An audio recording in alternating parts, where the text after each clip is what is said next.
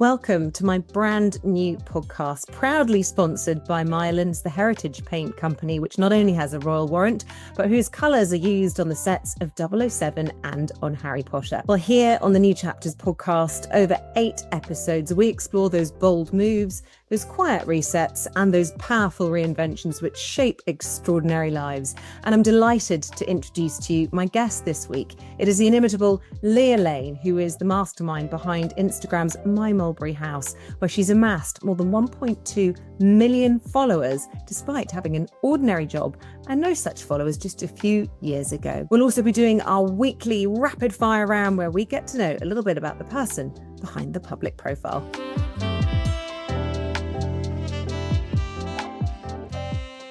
Well, Leah Lane, welcome to my New Chapters podcast. I just want to start really by getting you, and this is probably the worst and the hardest question of them all, but if you don't mind, can you try and summarise for our listeners and watchers how you would describe the chapter that you are in now in one word? Fabulous. Yeah, living the dream. Yeah, I feel fabulous, which I have never felt fabulous about myself. Like, I feel good about myself, and that is like an incredible feeling. Obviously, there's always tweaks I would like. I just feel like I'm just so much happier. So when you're talking, it's relative then, you're comparing it to a time before. So this chapter is, in your mind, very much, it's been life-changing. Oh, this is the biggest thing that's ever happened to me, to my life, just from a how I feel perspective, but also obviously, a possibilities perspective and, what the future might hold. I absolutely have no idea. I mean, gosh, when you think about how it has all happened, and, let's talk about the pivot, shall we? Because people who haven't followed the My Mulberry house journey, correct me if I'm wrong, it was accidental, really. You were having a lovely time in lockdown on maternity leave, posting about things that you loved, and it just went woomph. Tell us about that journey. So it actually started after lockdown. So I went back to work and I was like, I was looking forward to getting back into a routine again, but I just was so devastated that I wouldn't have this connection with nature and the house, and it had really sort of caught hold of me during lockdown. And I remember it so clearly. My one of my best friends was over, and I was like, "What is this Instagram thing? How do I create an account? And what's the point of hashtags?" So I literally knew absolutely nothing, and just started playing around with my phone, taking pictures, all stills, just bits and bobs of the house, nothing to do with like me or my children. And then when Reels came in on Instagram, I didn't really have a particular problem with it. I thought actually it would be more fun because of the storytelling element for it for me. So I could tell more stories. That is when it's all started taking off, and that's when it became a bit more lifestyle. But that's also kind of when I stopped comparing myself to anyone else and just started going with my gut and feeling really empowered in my own design and lifestyle choices. Yeah, and it really is a unique offering that you have, I think, on Instagram, because there is a lot of imitation on there, on the gram. And we've talked before about the OGs, the people that have been around now for, whether it's on YouTube or whatever, for a long period of time. But you came in very quickly, very unique, and captured people's imagination. And I have to say, I think quite a few of those are also foreign people from America, totally captivated by the kind of Beatrix Potter, British countryside, English countryside fairy tale. Is that fair? Absolutely. And I also think there's kind of like two things that enabled me to explore what I do in the way that I have. One was lockdown, in the sense that everyone felt much more connected to nature. They felt so many people that I've spoken to have had life-changing scenarios during lockdown, for good or ill. It meant that we sort of really connected, I think, with ourselves a bit more and what we really, really want. And then the second thing is, I think there is a rise of, in a positive way, of Britishness and nostalgia. and how that makes us feel. Yeah, because people want escapism, don't they? The world's gone to pot, quite frankly, a little bit crazy. And for me, before I knew you, before we became friends, I would delve into my Mulberry house. I was living in the city at the time because I wanted a little slice of that. It was a little slice of magic. Yeah.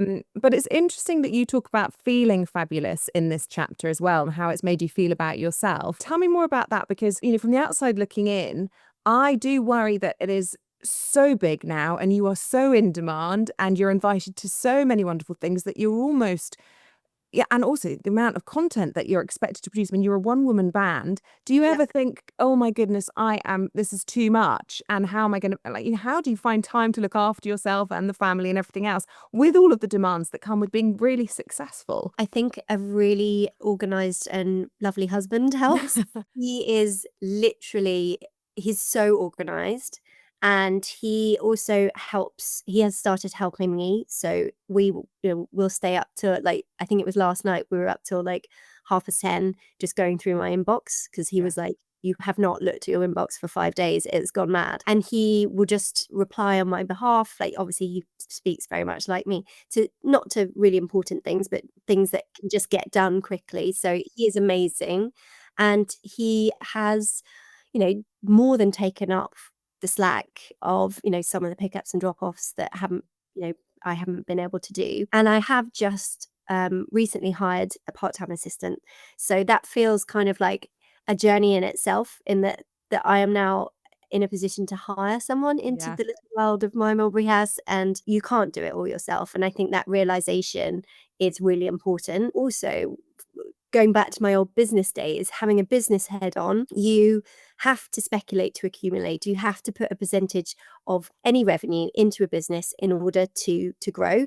And it's scary and it's frightening, but that is the way to grow and build out a brand. And it's allowed you to, I suppose, be authentically you, is what you're trying to say, with in terms of coming back to being fabulous and feeling fabulous, is that yes, you've got the supportive team now around you, but you're doing something all day that you love, rather than, I guess, actually doing something that's just there to pay the mortgage or whatever it might be.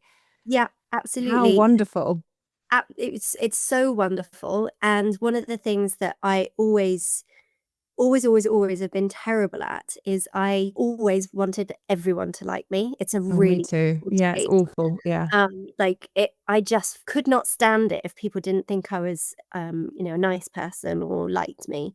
And this has been, you might think, terrible then, a scenario to be in, but actually it was a baptism of fire. You get through that awful kind of trollness, and then you come out the other side and think, oh, okay, well, that's absolutely fine, because some people just don't know we don't have insects in the UK, and you can leave your door open. It's just, it's people just not understanding or knowing truly me, who I am. It's not a reflection of me. It's just a reflection that they don't know me, or a reflection of them. So what you mean is people were pointing out things that you were doing wrong in their eyes, and you were devastated a little bit in the beginning, but you've now sort of learned how to cope with that. That's so interesting, because when I was starting out in television, this was in the BBC, regional BBC 20 years ago, whatever, people would email in. Again, this was before social media, so that was your only kind of interface with the public. And someone told me then, for every one bad email that you get, you have several hundred people thinking nice things, but they just don't take the time to sit down and write it. And I have often comforted myself with that. The sort of person that actually is going to sit down and be nasty, you probably need to feel sorry for them rather than vice versa. So developing a thick skin didn't come to me naturally either. But it's interesting that you feel fabulous, and I'm so pleased to hear that. And it certainly looks like you're just having the best time, and I'm pleased to hear it's true behind the scenes, because you don't always know if that is the case. I should point out, and there's a sort of level of familiarity between us, to those people who are listening and watching. People who are avid My Mulberry House viewers might have spotted me here and there, because we've been antiquing together and I've popped up occasionally. Leah and I actually, our sons go to school together, and we have developed a close friendship. There's a sort of literary theme to the podcast with new chapters, and I was thinking about this earlier, and I was thinking, you and I love Jane Austen, don't we? Love a period drama, we love period literature. literature. I guess you're like the period drama, sort of Jane Austen, Pride and Prejudice, whatever. I'm a modern twist on it. But Yeah. fundamentally, we just kind of instantly clicked, and it's been this lovely friendship. And I'm really grateful to have met you. But the point I was trying to make was, we're very familiar, but I have followed you and my Mulberry House journey for a long time. And almost everyone that I ever mention you to, certainly we're girls of a certain age, have heard of you and are aware of your son's bedroom, for example, and the way you decorated it. So can you Yeah. tell us a little bit about your inspiration and, take us back to the early chapters, if you like, of Leah Lane's life? You're an only child. I'm not an only child, but I grew up as an only child. So I have a half sister who is in the army. She's amazing, very proud of her. But yes, I grew up as an only child at the time. And I grew up in Birmingham, of all places. And it was a very outdoorsy childhood. My father and I would spend copious amounts of time outside building things. And I was very much a tomboy. And I then went to London and studied war studies. Well, hang which on. I feel we're skipping over things because, I sorry, mean, sorry. I had read in my research on you that you had watched Gone with the Wind as a child, and this had made a huge impression on you, and that you had fallen in love with sort of romantic, cinematic. That's how you wanted life to be. Is that? Got you. Right. Yes, yes. Sorry, I was giving you my life story. Um, Well, we're going through it all. Don't worry. yes, you're absolutely right. We used to have a caravan and we used to go to this caravan park, which was, yeah, I just love it so much.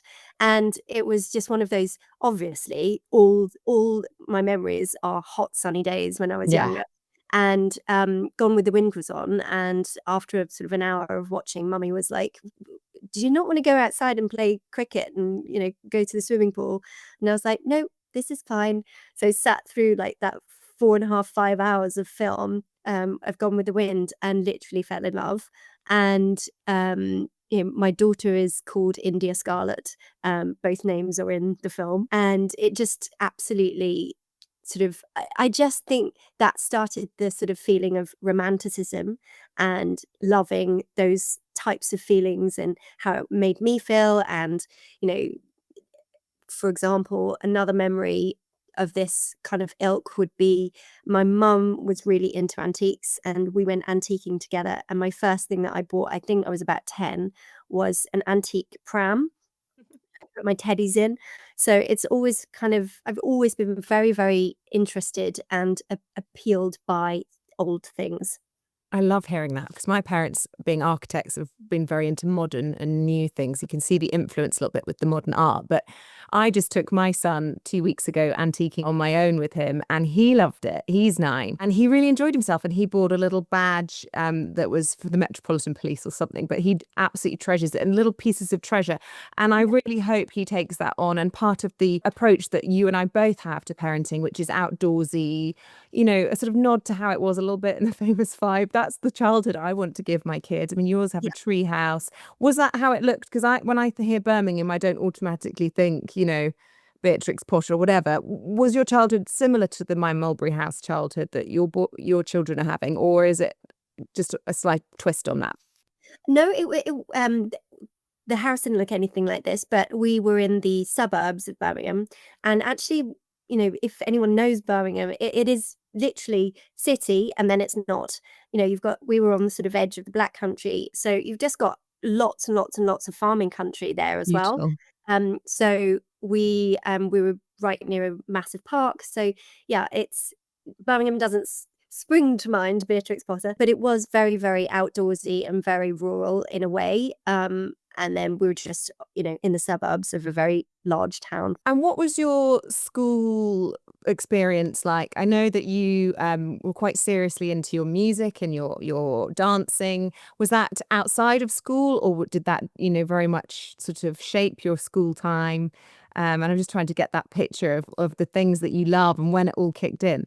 Oh gosh, I'm smiling so much because I just have such happy memories of school. School is literally, I'd be that person on the bus that had, the cooking basket, the violin, the backpack, the hockey stick, the extra kit for the dance later. Like trundling on the bus. Like, people used to come to the front of the bus and help me take it all down. We used to take our lunches, pet lunches, and sit on the tennis court and play tennis all lunchtime, or we'd make up a dance routine, or we'd film like on an old VCR what we thought was a very funny video. Nothing like these Have you TikTok still things got these them? days. Yes, yeah, Oh we my do. gosh, amazing. So funny. It was full of drama, full of sport, full of dance. A lot of it at school, but I did do dance from when I was 3 until, gosh, well into my 20s outside of school as well. And by dance, you mean ballet, or was it lots of different types of dance? Lots of different types, mainly ballet when I was growing up, but then I moved much more into Latin. So Really? like, Didn't know yeah, that. and musical theatre a lot more as I grew up. But yeah, salsa and bachata became. I used to do the salsa and bachata scene in London. Love that. And all of that time at school that you've described, you were sociable, sporty, musical, all those things. You didn't mention like, work. What were you like as a student? Were you sort of swotty sitting at the front, like me, pick me, which is what, I have to be honest, I was like that. Or were you one of the cool girls at the back swapping notes? No. I started off in what was known as the cool gang in our class group, and swiftly got rejected from that group because I was not cool enough. And actually, it was the best thing that happened to me, because I wouldn't naturally. I'm not naturally very cool. And yes, I was 100% the person sitting at the front being like, me. I love that. Oh dear, so many parallels. And so your studies then took you, well, you had this interest in history. Was that your favorite subject at school? And specifically, and it sounds weird when I say it out loud, but war studies, you were interested in, but I mean, there's good reason. We've lived through, well, the generations in our families have lived through 2 huge wars and beyond that. So, tell us a little bit about your fascinations there. So many people ask about this, and I think it's really interesting parallel with what we were talking before about, thinking about history and nostalgia and romanticizing. And obviously war is awful, but there is a lot of romanticism around war and love stories to do with war and heroics and bravery. So I think in a way it is a little bit sort of tied up in sort of generally what I love and what I'm interested in. We went to, when I was about 13, 14, we went to Ypres and Hill 62 and all that kind of First World War area. And I bought a book with my pocket money, and that was it. I was just Yeah. unbelievably hooked on it, because you can read these memoirs from the First World War, and they're incredible stories, like incredible stories. And that was the beginning of it. And yeah, it was my favorite subject for sure, along with English. But history has just always had a very wonderful space for me, and I still love reading around it as well. This is so interesting because you went on to become this army wife. This is unfair, maybe on Rue, your husband, but because you met him at university, I wonder if he decided to go and become an officer to impress you because you thought it was heroic and romantic. And He actually, definitely did. he saw active service actually just to try and fulfill the, officer and a gentleman role for you. Maybe, maybe. No, he was his father was in the army. He did an OTC. He knew he was joining the army before he went to university. So sadly that is not the case. So But maybe it attracted you to him then if you got the yeah, army vibes coming through. yeah, definitely yeah, an officer and a gentleman scene would have been very nice. And the Sandhurst training and all of the wonderful lifestyle that goes with that, and all the parties and the uniforms and the pomp and the pageantry, lovely. But actually, the age that we are, many of my contemporaries when we were at university did the same, went to Sandhurst, and then pretty swiftly went straight out into active service to Afghanistan and Iraq at that time, late 2000s sort of period. And you were an army wife with a, I don't know if you were married at this point, but a partner. But I mean, you were at home really, really Yeah. frightened. And I mean, I was a reporter covering the Wootton Bassett repatriations. And indeed, one of my friends that I knew was repatriated, unfortunately, having been killed in Afghanistan. So, you lived through that. And you've told me previously that actually you coped okay with that. I think I'd have been a mess. Yeah, I did. Rue always likes to. I basically after that I stopped reading the news because it was too much. I couldn't deal with it, knowing I just sort of shut off almost. But in a way, we hadn't had a war like that since the Second World War, not in the real sense of it. And so I was just, young people just don't think like that. Yeah. I just thought everything would be fine. Mm. He will come back. It didn't even cross my mind that I was worried for him, but I knew he would come back, because that's just how young people are, that, life works out for you. And was it like in the movies, having long periods apart from each other, that the absence makes the heart grow fonder? And it was just this, the reunions must have been, again, as a reporter, I covered quite a few of those Yeah. in the barracks in Wiltshire, where the coach would pull up, and it was absolutely glorious to watch. And I can't even imagine what it must have felt like to live through. It was amazing. Yeah, you're absolutely right.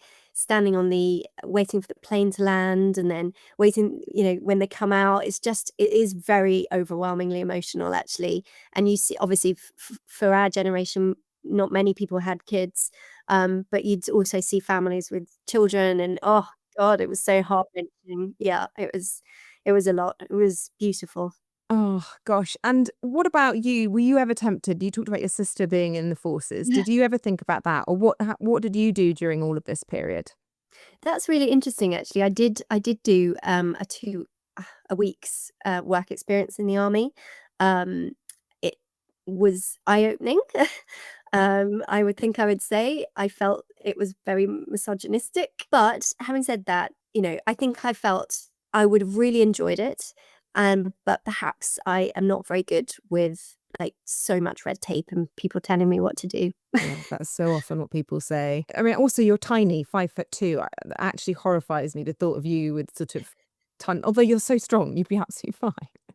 Though she be small, she be mighty, or whatever the phrase is, or fierce, or whatever I'm terribly You've destroying got to that. be with India, who's a lead lump.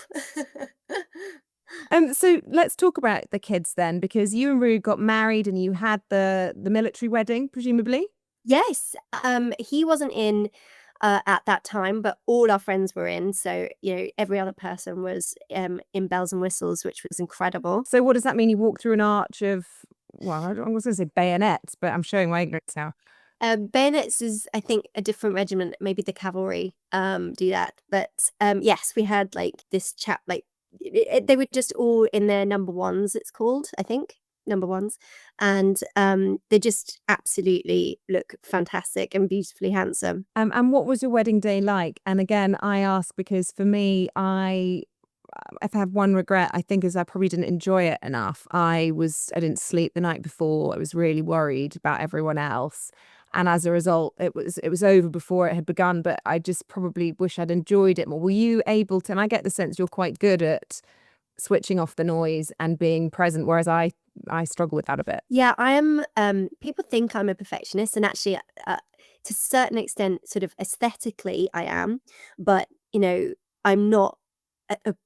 I'm quite sort of loosey goosey in how I am in person. It was a shoestring wedding. We paid for it ourselves. Not that many people that we'd known had got married then, and if they had, it was quite luxurious and extravagant. So it definitely felt really raw and really real, which I think was actually really great. And also it bucketed it down with rain. Oh, really? Yeah, every year since has been absolutely amazing in May, but that year it was freezing cold. And you weren't upset by that on the day, or thinking as you were getting ready, oh, my hair, or the pictures? I was obviously gutted, but as Rue always says, like, what are you gonna do? Like, you can't do anything about it. So, it was what it was. And, we both come from very small families. I'm an only child, as growing up as an only Yeah. child. Rue's an only child, and both sides of the family don't really have that many brothers and sisters. So it was basically just one table of like family, two tables of family, and everyone else was our friends. So it was just an epic party. Raucous, Yeah, basically. I think the last person went to bed at like 5 in the morning. Oh, really? I love that. How did Rue propose? I can't believe I skipped over that. Oh, in Argentina. Oh, wow. Yeah, we were in Iguazu Falls, and he'd been traveling to Argentina prior, which is actually where he sadly had to cut the trip short because he found out he had testicular cancer. Oh gosh. So, but Argentina really holds a sort of special place in his heart, both for the food, the people, the culture, the dance. Not that he can dance, but just that vibe and the wine.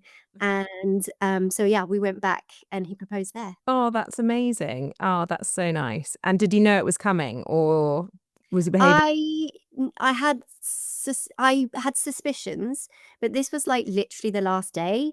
So I was like, okay, well, it's not happening, and it did. They did. Oh, well, why do they do that? Why can't they just get it out the way at the beginning of a trip and then you can just revel in it? He must have been stressing all through the holiday. I don't know. Guys are so funny with their proposals, aren't they? They always slightly stress themselves out, but I'm glad we don't have to do it. You talked about Rue having medical problems and, I don't want to get too personal, but I know that it wasn't always that straightforward. You wanted kids, but you had to go through IVF, and that was tough. Yeah, it was.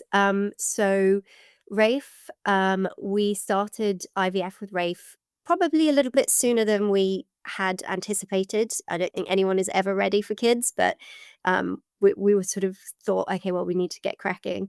And he was NHS, first time, bang, done. And so I had this sort of overwhelmingly wonderful experience from that perspective, but was very ill because of various over hyperstimulation, and that was all a bit of a drama. But it all was wonderful and worked fabulously. But then India took a lot longer. We always joke that her middle name should be like Garage or something. She was quite expensive. Oh, I see. Oh, Uh, well, I suppose if one of your children's going to be expensive, I feel like it should be your daughter. Oh, yeah, and I also feel as though, like, India was made for that. But it was gosh, I think must have been we did 2 fresh rounds and, like, various non-fresh rounds, so I think we ended up doing, like, 8 or 9 Oh cycles, so my it was quite God. a lot. And Yeah. I don't want to gloss over it because there will be people probably listening and watching to this who are going through it themselves Yeah. and, you know, possibly have had success either naturally or whatever, and then it's not happening, or maybe it has never happened. Yeah. I suppose what's your message to them? And obviously not everyone gets a happy ending, but you've Yeah. been there. How would you what would you say to anyone going through it? I think you have to try and work with your personal emotions.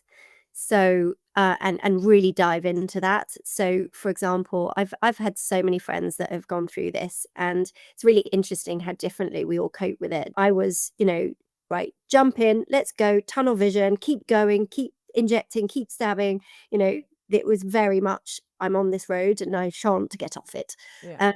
But I have also lots of friends who've needed much more holistic, needed to, stop drinking. Well, obviously, I wasn't drinking lots during that Mm, period, but as in they sort of really sort of teetotaled, yeah. really got into yoga, got into mindfulness and that kind of thing, just because for them it was they couldn't be so directional. It felt too overwhelming and emotional for them. Whereas I am quite good at Yeah. decompartmentalizing things and putting things in boxes. Was there something happening, like an obvious problem? Were you miscarrying, or was it just not happening? As in, you weren't.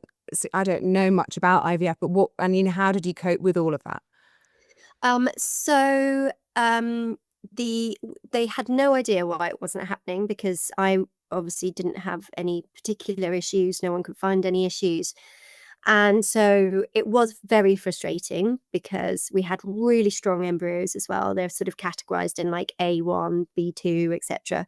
And we had loads of A's, and so it shouldn't have not been working, and it Yeah. was. It was very frustrating. But it also made me determined that it would happen. We eventually did another fresh cycle. So prior to that, just to explain it, we had embryos on ice, and that means that they're frozen and then you have them put in when your body's ready. So we've gone through most of those, and we were like, okay, well, we need to do something different. So we did another fresh cycle, which means going through the process of building all the thingies on your what they follicles on your eggs, and then taking those out and then using a fresh batch of sperm to make new embryos, and then immediately one went in, so without freezing it after 5 days. They're called like blastocysts.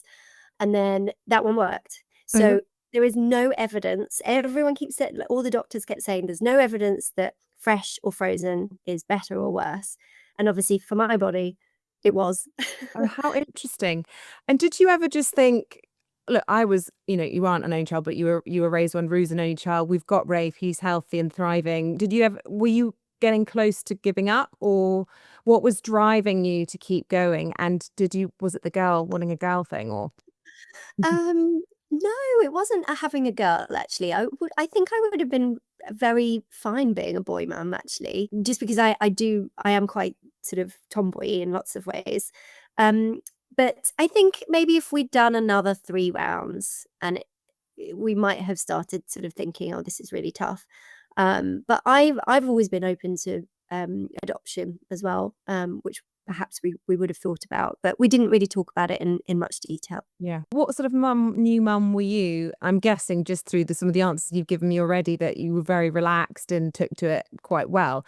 And given what I've said about how I didn't really enjoy my wedding day, you can probably guess that I was super neurotic and didn't really enjoy the first 9 months of motherhood at all, because I was convinced my child was going to die, which is ridiculous.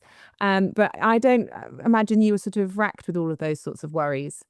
I wasn't with the worries, but I think with Rafe, I think when you have a child for the first time, everyone listening to this who has had a child, you have this kind of overwhelming realization that it's no longer about you. Yeah. And you also really realize how not selfish, but self-centered perhaps you've been in your life. And you also realize how incredible your mum and your dad were. Oh my gosh, definitely. The first 4 weeks, I felt completely overwhelmed of just getting out the door before 11 o'clock. But then kind of when we got into a routine, I like a routine. When we got into that, then I did relax into it and really, really enjoy my maternity leave, actually. It just was so yin and yang to the very fast-paced sort of corporate job that I was doing. So it did feel really, really special. And were you in Mulberry House when you had Rafe? Yes, we moved in when I was pregnant. So yeah, we were. Wow. Yeah, we were So we've in. only ever known that. That's so lovely. And Yeah, so you were yeah. able to create a room for him from scratch, and it will always be wrapped up in your experience of motherhood. Yeah, it was. And it was super basic. We had no money. It was literally white walls and some cute Beatrice Potter bits and bobs. And so when did you start, I guess, well, we've talked, I guess, about lockdown and how that gave you a bit more time, but would people, if they'd have seen your house and you talk about it being white walls and all the rest of it, would they recognize the same sort of thread of your taste and style all the way through? I think so, but only after a period of time. I know I did. I had a massive period of time where I was looking at other styles and on other people's houses or in other people's houses, looking at Pinterest. And I just hadn't sort of really found my own voice. I'd done my London flat, which was very shabby chic, obviously, noughties. Yeah. And I just didn't feel shabby chic went here. And, I also think you need to really sort of scuttle about in a house for a while and really sort of, shake it about, see how it feels on you. And I sort of, didn't have time to do any big major works on the house, and B, no money. So it lived like it was for many years. And then the fancy room, actually, where I am right now, this was one of the first rooms that we did. It's about to get a refresh, which is exciting, but this was a really sort of nice point to start. And I just suddenly sort of threw everything else out and just realized that really what I love is just loads and loads and loads of lovely stuff. Maximalism. Yeah, just loads of stuff. I would just love books everywhere, cushions everywhere, textiles everywhere. Which is why it's so fun to go antiquing with you, because we're like, Woo! Actually, this picture here, where I'm trying to do it on there, they're from our antique. Actually, loads of them are the little ones as well, Yeah. which is great fun. We've talked on Leah's YouTube about antique, and you can probably look that up and get all of our top tips there because we've become pros now, haven't we, on how to do it. But so you talked about this big corporate job, and we've talked about your life as an army wife, but you were working in recruitment. Is that right? And it's only very recently that you've been able to take your foot off the gas with that and completely rely on other revenue streams now.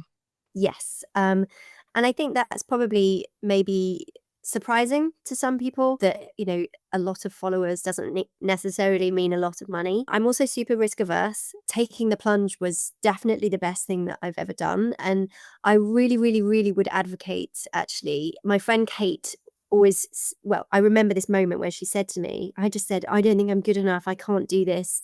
Like, no, like I've got no qualifications.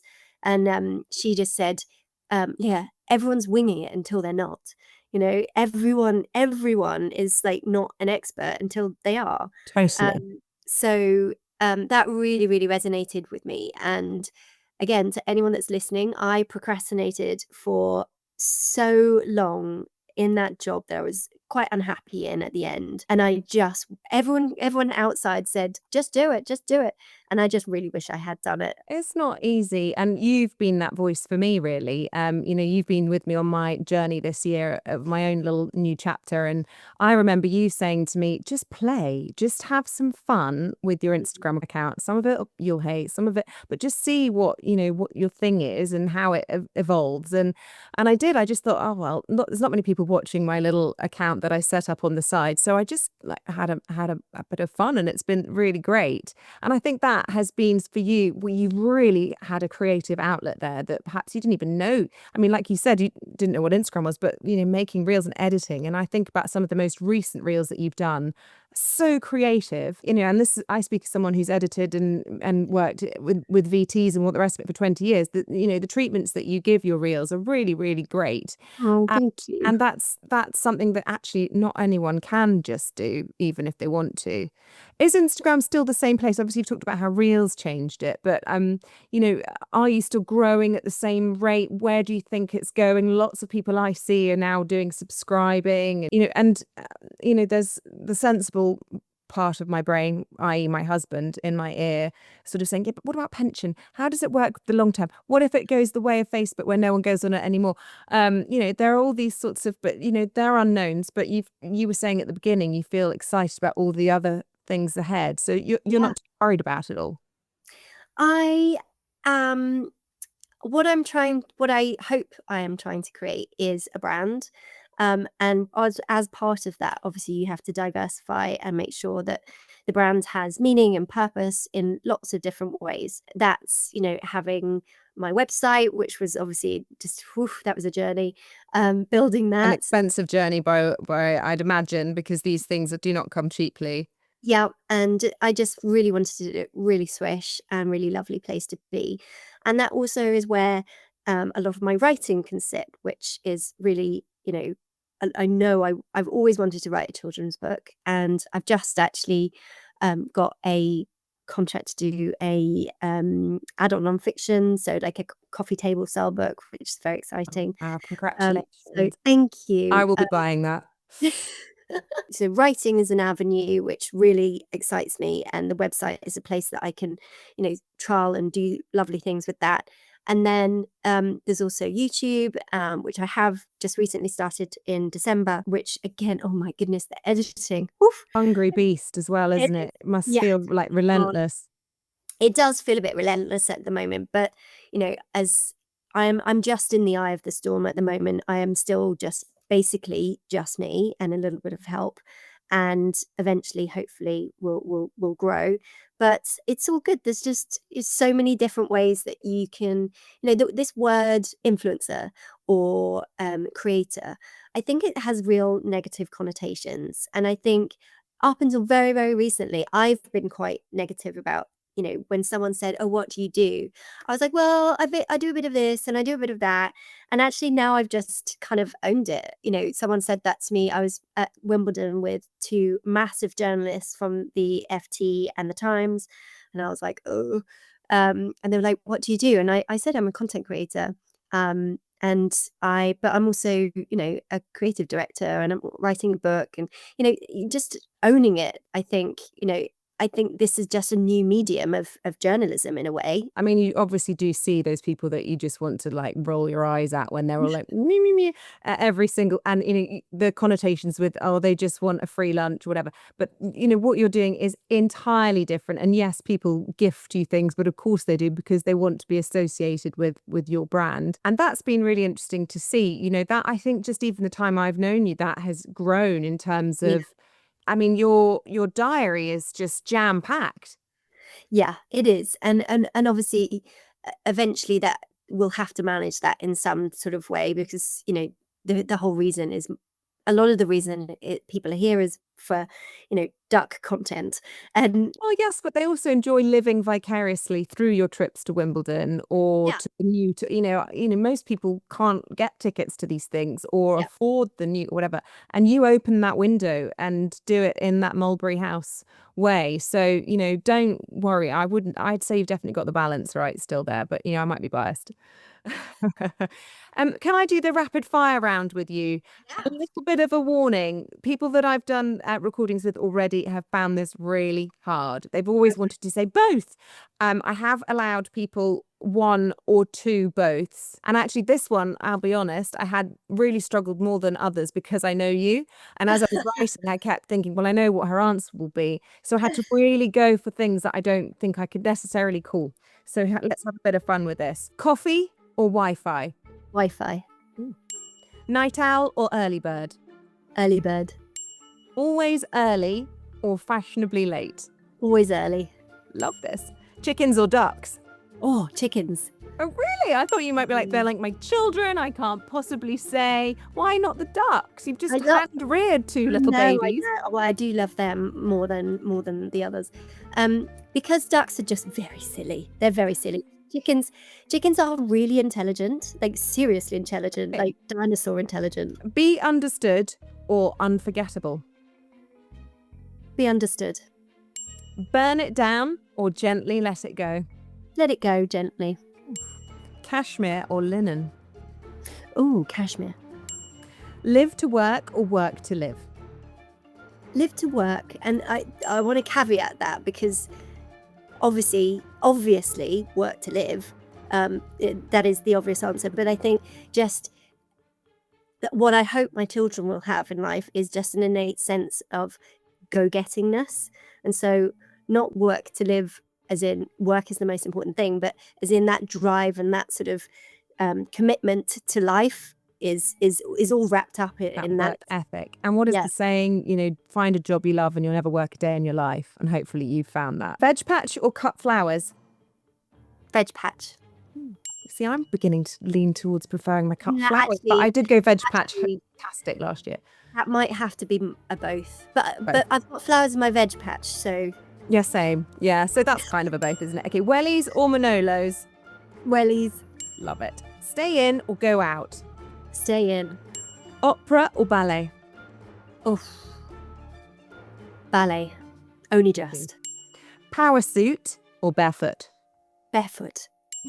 Desert Island book or Desert Island playlist? Desert Island book.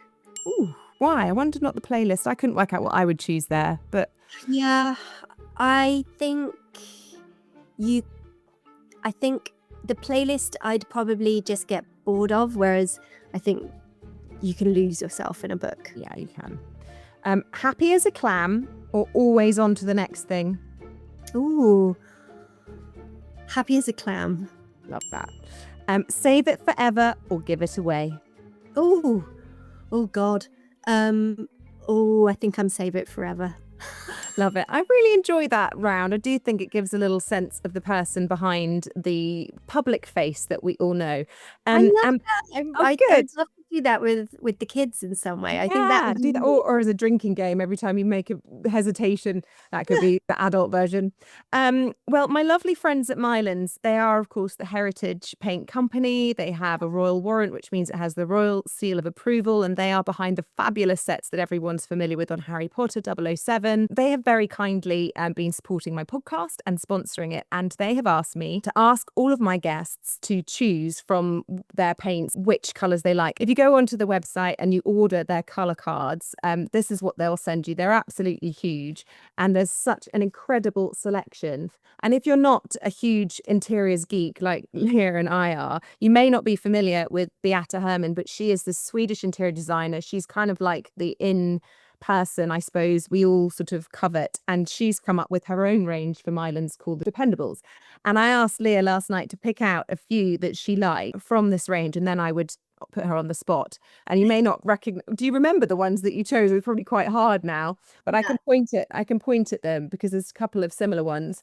So if you were to choose on the spot between the number 9 glass here or the number 24 John's Pantry, which would it be? I think glass.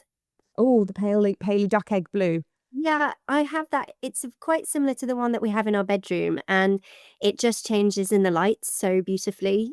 Sometimes it really looks green, and sometimes it looks blue. So Love that answer. And you also chose another couple, which I want to put you on the spot for. This is the Crayfish Party number 19. It's kind of like a burnt orange, I would describe it as. And then this very in colour at the moment, number 23 Wheat Sheaf, which is kind of a buttermilky colour. Also gorgeous. If you had to choose one or the other. oof. I think I'm going to go for the red because I've had buttermilk in the house for a long time now, and I feel like it might be going out. Oh, good top tip. So Crayfish Party for Leah there, over and above the Wheat Sheaf colour. And if you do go to the Mylands website, they will send you a little pot for you to do a tester with, which I'm having a lot of fun with at the moment and totally spoilt for choice. And because of their association with theatres and production and TV, a lot of it is from their film, theatre and TV range. I don't know if you can see that on there, probably not. But yeah, there's some absolutely fabulous colours to explore. Actually, more than I think I've seen at any other heritage paint company. So that's great. They'll love that, Leah. Thank you for indulging me with that. So should we just wrap then and talk about the future? Because, I suppose what really remains is, what does a happy ending look like in this My Mulberry House journey for you? And, we've talked a little bit about the books that are coming, but, do you feel like there is anything particular that you're hoping for yet to achieve and fulfill yourself with?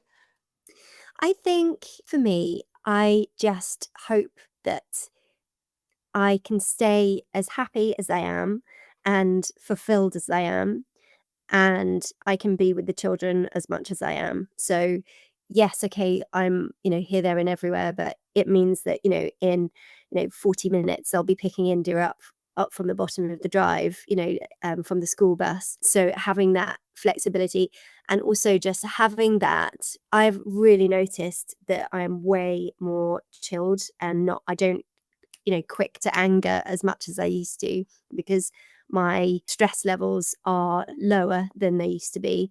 So I think I'm a better mum. So I think all I hope for is that I stay as happy as I am, and that, we can all just, love being here at Mulberry House as a family together. Oh, well, I wish that for you too. It's been such a pleasure, Leah. Thank you so much for coming on and talking to me, supporting me with my New Chapters podcast. I know you haven't done lots of press or even a podcast. I think it's your first podcast. So I am truly honoured. Yeah. Yeah, very exciting. It's amazing. I can't wait to hear it all. Oh, well, thank you so much. Lots of love. And we look forward to following along on the My Mulberry House journey. Leah, huge thanks. Can't thank you enough. Really love talking to you, and I feel sure people will have enjoyed listening to it just as much as I have today. And hopefully people at home will feel empowered to turn the page on their own new chapters as well. If you're listening and viewing and there's anyone you know that you think that this could be helpful to, please do share it with them. And remember to follow along the journey on my Instagram at New Chapters Podcast. You'll find my website link there, which has all of the other episodes in the season, as well as all the behind the scenes and my weekly newsletter. All that remains, though, is for me to say, please be kind to the version of you that got you here, and be bold for the one that you're becoming.